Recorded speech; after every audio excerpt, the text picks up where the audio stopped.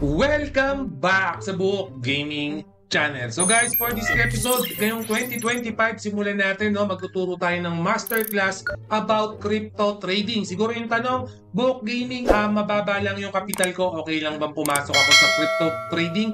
Around 1,000 pesos, something lang. Yung puhunan ko, okay ba yan? So, don't worry, in this episode, I got you covered. So, wag na natin patagalin yan kasi masterclass yung tuturo ko sa inyo. So, ibig sabihin, ito yung pinaka-basic muna. Okay, kumbaga ito yung part 1 para matuto kayo. Pero I can assure you, pag hindi kayo nag-skip sa content natin, right now, pwede na kayo magsimula ng trading nyo. So, yung unang tanong, Buhok Gaming, gusto ko mag-start ng trading. Ano ba yung unang gagawin natin? So, unang-una, kailangan natin ng broker. So, yung mga broker na yan, diyan pumapasok sila Bybit, sila Binance, sila BitGet, okay, kahit si CoinsPH pwede rin, pero ang madalas kong ginagamit pag nagte-trade ako, si Bybit. Unang-una, mababa yung transaction fee niya.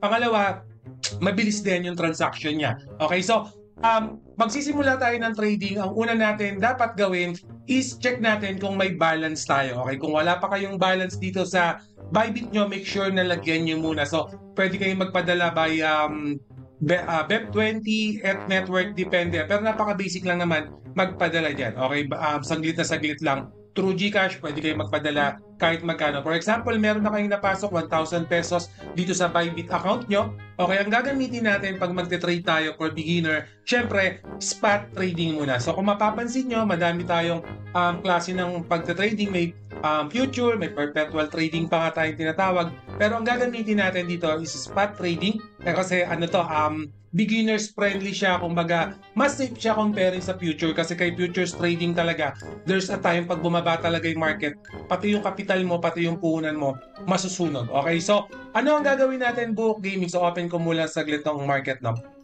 Para may bilang tayo ng mga current price natin for today's. Kasi dito sa market kay Bybit, dito nyo makikita yung mga token nila. So makikita nyo yung 24 hours kung ano yung nangyari. For example, kay Bitcoin, ano ba nangyari sa kanya? Bumaba ba siya? Tumaas ba siya within 24 hours? So ito yung chart na tinitignan natin. Pero babalikan natin yan. No? So simulan muna natin dito sa trade and then spot trading. For example, Dodge yung ito-trade natin. Just for example, to give you a heads up lang. No? So click natin yung Dodge.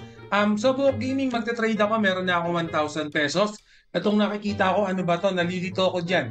Okay, paano ba ako mag-i-start dyan? Kaya ayoko mag-trading kasi medyo nakakalito talaga tong view na to. Okay, don't worry guys. Talagang sa umpisa, pwede kayong ma-overwhelm dito sa view natin. So ito yung pinaka-trading views na gagawin natin. Alisin ko muna yung mukha ko para makita nyo lahat. Yan, para makita nyo lahat, pati yung dito sa lower right. Okay, so right now, tingnan muna natin tong upper left. Dito mo makikita kung anong crypto yung tinitrade natin. So, ang gusto kong i-trade is yung Doge token na naka-pair siya sa USDT. So, ibig sabihin, Doge to USDT, yung Doge token ko pwede siyang maging US dollar or pwede natin baliktarin. Yung US dollar ko pwede siyang maging Doge token. So, ibig sabihin, pwede akong bumili, pwede akong magbenta ng Doge token. Okay, so, itong 0.1 na yan, ito yung current price sa market. Okay, ibig sabihin, yung 0.1, ito yung presyo ng Doge token. Okay, so ito namang 24 hours, ito yung naging activity niya within the day. So, makikita natin na within 24 hours daw tumaas ng 0.73% si Doge token. So, may makikita pa kayong iba-iba dyan, pero for this tutorial, hindi na natin muna pag-aaralan niya kasi itong tatlo yung mga basic at mas importante sa atin. Okay, so punta muna tayo dito sa main chart. So Buhok Gaming, ano ba yung mga nakikita kong red-green na yan na parang tumataas, bumababa? Okay, actually, kung makikita mo itong chart, may makikita tayong 1 seconds, 1 minute, 4 hours, 1 day, 1 week. Ito yung view niya. For example, ito 4 hours. So, ibig sabihin, isang chart na to, for example, itong pula na to, ito yung naging activity niya sa loob ng 4 hours. Okay, after 4 hours, magka-cut off yan, pupunta siya sa panibagong chart view, ito na yung nagiging activity niya. So, makikita nyo, ito for example, yan, 4 hours yan, 4 hours yan, 4 hours. So, ayan yung mga nagiging activity niya. So, ang tawag dito is yung candlestick. Okay, so candlestick yan. Itong green na yan, candlestick yan. Pwede mo rin gawing 1 day yan. Yan. So, for example, sa loob ng 1 day, itong pula na yan. Ibig sabihin, sa loob ng 1 day, bumaba yung presyo. Okay, ganyan yan. Candlestick yung tawag niya. So, per day, yung nakikita nating alignment na yan. Okay, ako kasi, kadalasan na view lang na ginagawa ko is 4 hours and 1 day. So, ganyan lang kadalasan ang ginagawa ko. Tinitignan ko lang muna yung 1 day tinitignan ko muna yung 4 hours. Pero don't worry, explain ko later on yung gagawin nating diskarte. And then makikita natin dito banda yung price order ng buy and sell. So itong green, definitely ito yung mga bumibili. Itong red, ito yung nagbebenta. So tapat-tapat lang naman yan. Tapat-tapat lang. So makikita natin 0.64 may bumibili. At the same time, yung nagbebenta naman 0.6425. So buy and sell lang yan. Activities lang ng token yan. For this one, hindi naman siya masyadong importante. Although this one is good for information. Kasi nakikita nyo yung activity kung mas madaming bang nagbebenta or mas madaming bumibili. Okay. So dito na tayo pumunta. Para sa akin, sa mga newbie, ito yung importante. No? So, spot trading tayo, pwede tayong bumili, pwede tayong mag-sell. Okay? Buy or sell. Buy or sell. So, for example, bibili tayo, beginners, meron tayong natawag na limit and market. So, pag-usapan muna natin si limit. Si limit, kayo yung magsaset ng price kung kailan kayo bibili. So, nasabay kasi tayo. So, for example, ito yung presyo niya. 0.16429. Kung gusto mo, for example, ang gusto kong mangyari book gaming, 0.17.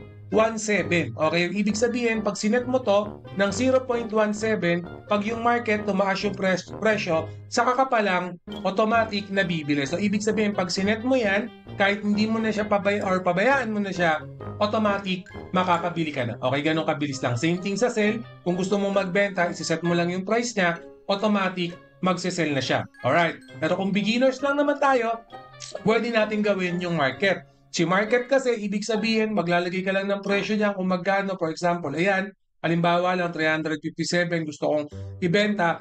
Automatic, pag kinlik ko yung sell, mabebenta na kagad yan kasi ibebenta niya na yan sa current price ng market natin. Kumbaga, ito yung pinaka-basic, ito yung pinaka-madali. Kung on the spot, bibili ka na, ito na yon. Okay, i-market nyo na lang, hindi na kayo mahihirapan. Okay, mas madali pag naka-market sell siya. Ang tanong, siguro ito yung tanong, pakita na natin yung mukha natin. Ang tanong, Book Gaming, meron akong 1,000 pesos, gusto kong mag-trade. Okay, alam ko na kung paano magbenta, alam ko na kung paano bumili ng token, nakita ko yung mga candlestick na yan, hindi ko naman alam kung para saan yan, pero at least meron akong idea, parang ganon. So, yes, yung 1,000 pesos nyo, pwede nyo na pong gamitin yan, kasi dito naman sa crypto trading, wala naman po tayong minimum amount kung magkano yung bibili natin na token, as long na kaya ng kapasidad natin. Simulating for me, nag-start lang din naman ako sa 1,000 or 500 nga lang ako. So, nagsimula ako sa mababa, and then yung medyo kabisado ko na yung flow, nagdadagdag tayo. So, ngayon, yung capital natin nasa 50,000 pesos na, pero dinadagdagan ko pa rin yan from time to time. Buy and sell lang naman yung ginagawa ko. So, ang gagawin natin strategy, pinakamaganda para sa mga newbie na katulad nyo, syempre, dun lang tayo sa buy low, sell high. Okay, so ibig sabihin, bibili tayo ng pinakamababang presyo ng token at bebenta naman natin siya sa pinakamahal. So, ibig sabihin lang nito, Book Gaming, once na bumili kayo ng token dito, itong strategy na gagawin ko, hindi to yung token na i-hold natin ng matagal. So, ibig sabihin itong token na bibili natin, hindi natin to mamahalin, hindi natin to yayakapin. Okay? Kumbaga, investment to, strategy to, ito yung gagawin natin para kumita tayo for this particular strategy. Kasi buy low, sell high. So, pag bumili tayo today, okay, baka mamaya-maya, pag tumaas, nabibenta na kagad natin. Ganun lang. Or, bibili tayo na today, after 3 days, tumaas yung presyo, bibenta natin. Ganun lang. Hindi natin to i-hold ng matagal. Hindi to yung ibang content na ginagawa natin na in-hold natin yung token. Hindi to. So, ito kasi, trading talaga to. Crypto trading 101 yung gagawin natin. Bibili tayo, magbibenta tayo, bibili tayo. So, ganun yung gagawin natin. So, moving to. Gumagalaw to. Kailangan natin mag-focus for this one. Alright. So, balik tayo. So, Book Gaming, may 1,000 pesos na ako. Bibili ako. Paano ko ma-determine yung bibiling kong token kung nasa mababang presyo ba ako bumibili or baka nasa taas ako? Kasi pag bumili ka ng mataas yung presyo, definitely baka bumabayan, maipit yung pera mo, mahirapan ka magbenta, maghintay ka pa ng matagal bago tumaas. Okay, so yun yung iniiwasan natin at inilelesen natin yung mga ganong pangyayari. Okay, so that's the reason nilabas natin tong market ni Bybit. So dito kay Bybit, makikita natin yung mga prices niya. Or ganito nga pala, no? Kung medyo nalilito kayo kay Bybit para mas maganda rin gamitin, ginagamit ko din nga pala si CoinGecko kasi si CoinGecko naman real time din. And then sa view kasi ni CoinGecko, makikita natin yung 1 hour, 24 hours, tsaka 7 days activity niya. For example, si Bitcoin, makikita natin within 7 days, okay, nagkaroon siya ng increase ng 1.5%. Kumaga, tumaas siya ng konti. Pero hindi yung pagtaas yung hinahanap natin. Since bibili tayo, maghahanap tayo ng token na bumaba yung presyo within 7 days. Okay, so si Ethereum, pag tinignan natin, bumaba siya ng 10%. Kumbaga, possible to na talpakan natin kasi nasa lowest range siya after 7 days. Pero maghahanap pa rin tayo. Kasi ang hinahanap ko rito at least nasa 15. Okay, kumbaga 10 pataas yung rating ng pagbaba niya. Ayun yung magandang talpakan. So meron pa rin dito si Toncoin. 11% yung binaba niya. So, eto, possible din na talpakan ko to kasi nga 11%. So, ibig sabihin may potential na tumaas yan within the week, no? So, titignan natin, may mga token na tumataas, may mga token na bumababa. For example, ito, si Render, 28% yung tinaas niya. For me, at this very moment, ayokong bilhin to kasi ang taas ng presyo niya, baka bumaba to. Okay, ibig sabihin, pag bumili ako right now ng 226, biglang bumaba yung presyo niya, matatagalan ako magbenta, maiipit yung pera ko, lalo na kung 1,000 lang yung capital ko right now, mahihirapan ako. So maghahanap tayo ng mga mabababang presyo. Okay, or bumaba yung presyo. Ito, si EOS. So makikita natin si EOS, bumaba siya ng 13%. At the same time, mura lang yung token niya, 37 pesos lang. So ibig sabihin, si EOS, kung available siya kay Bybit, pwede ko siyang i-trade, no? Try lang natin, no? Kung available ba si EOS. Yan. So, sakto. Parehas na parehas yung price, no? So, yan. Since alam ko na bumaba si EOS, nung tinignan ko dito, ang bumaba nga si EOS, no? Nasaan na yung bumaba na yun? Ito, 13%.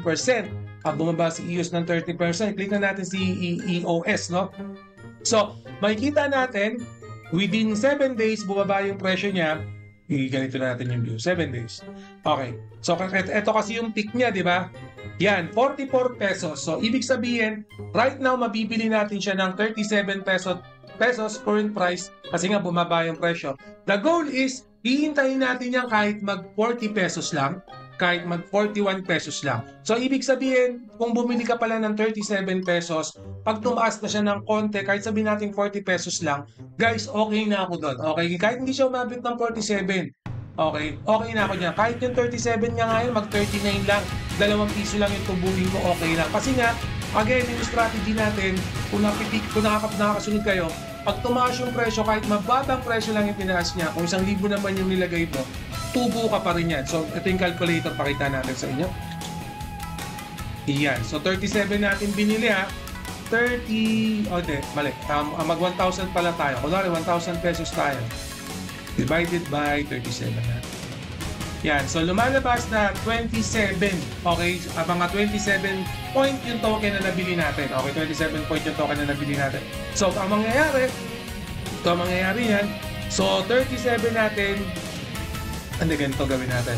So, yung 42, for example, naging 40 na lang siya. Naging 40 siya, i-time natin ng 27 ba yung lumabas na yan? 27 something, diba? Yan. May 80 pesos na yung 1,000 natin. Okay? So, depende yan. Baka mamaya pagkatalpak mo pa lang, minuto pa lang, tumaas na kagad siya ng 40 pesos. Kasi nga bumaba yan eh. Wala nang ibang pupuntahan yan kung di tumaas. So, ibig sabihin, pag naging 80 pesos yan, bebenta ko na yan. Hindi ko na hold ng matagal yan. Bebenta ko na yan. And pag nabenta ko na, kasi nga tumaas na yung token niya, nabenta ko na, move on na ako. Okay, tapos na ako kay EOS, maghahanap ulit ako ng token na bumababa yung presyo. Okay, magnanavigate ulit ako. Ito, si Move token, nakita ko bumaba ng 11%. Okay, move on na ako, check ko na itong si Movement kung okay yung magiging bentahan. Ganun lang. Okay, pwede ako maghintay ng 2 days, 3 days, 4 days, 7 days kasi nga 7 days naman yung chine-check ko. Pero once na tumaas yan, benta na kagad, no? Pag tumubo ako ng 50 pesos, pag tumubo ako ng 80 pesos, benta na kagad yan. Kasi sometimes natutulog ako eh. Hindi ko na ma-monitor kung tumaas or bumaba. Pag kagising ko, pwedeng tumaas na ng 100, pwedeng tumaas na ng 30 pesos, pwedeng tumaas na ng 200, or mas maganda, pwedeng tumaas na ng 500 pesos, benta na, move on na. Kung meron na akong 1,100, ayun yung puhunan ko. Kung bakit puhunan ko, pataas lang ng pataas, 1,100, bumabot ng 1,500, 2,000, benta na. Just remember, habang tumataas yung puhunan nyo, tumataas din yung rate percentage ng kinikita nyo. So, for example, yung 1,000 pesos kanina, tumubo ng 80, pero kung 2,000 yung puhunan mo, tutubo ka ng 160. So, habang tumataas yung puhunan, tumataas yung nagiging kapital kahit sa mababang movement lang ng currency. Guys, this is the part 1 of our crypto trading masterclass. Make sure na nakasubscribe kayo dito sa YouTube channel ko para i-update ko kayo sa panibagong masterclass natin or part 2 masterclass. Kung nakatulong sa inyo ito, please palike na lang nitong content natin, pa-comment na rin ng mga strategy nyo. Baka meron or pa-share na rin ng video natin sa mga kaibigan. And always remember, Book Gaming loves you all. See you again in my next video. Salamat.